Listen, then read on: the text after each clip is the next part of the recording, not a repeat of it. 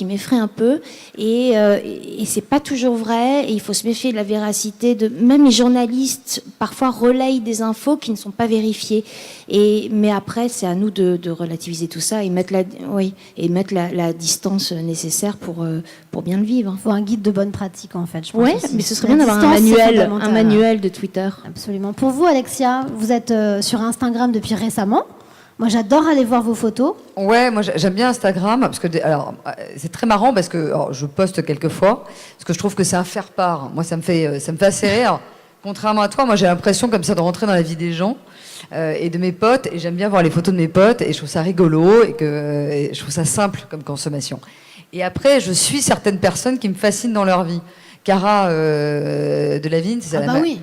Elle poste des trucs mais insensés. Le Noël de Cara Delevingne, j'ai l'impression de faire partie de sa famille, quoi. Et donc j'adore rentrer dans leur intimité. Ça m'amuse beaucoup. Et elle m'amuse beaucoup. Je suis par exemple un mec aussi, un Coréen, qui est complètement frappadingue. Et ça me fait rire, quoi. J'ai l'impression de rentrer dans leur univers. Donc c'est un statut qui est bizarre parce que c'est un statut inverse. Pour le coup, vachement de voyeur et tout.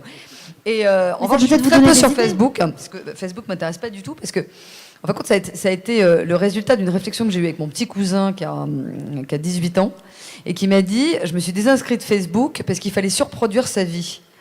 Et il y a ce côté-là où d'un seul coup, vous regardez la vie des autres, vous dites, oh là là, mais il faut que je poste un truc incroyable parce que franchement, ça a l'air tellement génial ce qu'il a, mon voisin. Et donc, tu surenchéris, donc ce qui fait que tu te mens à toi-même, tu mens aux autres sur ta propre vie. Ce que tu peux pas faire sur Instagram, fondamentalement, c'est une photo, donc c'est assez factuel. Et sur Twitter, en 140 caractères, sincèrement, tu peux pas raconter un roman sur ta vie. Donc, voilà, Facebook, moi, ça m'intéresse pas beaucoup. Et puis Twitter, je suis un peu comme toi. Moi, j'adore les humeurs, pour le coup.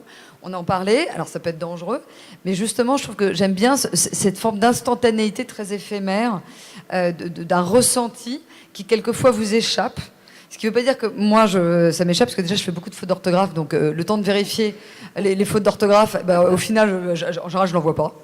Donc ça simplifie. Mais il n'y a pas encore de correcteur sur Twitter. Ah non, mais moi, c'est l'enfer. Non, mais sincèrement, je passe un temps à corriger mes fautes d'orthographe.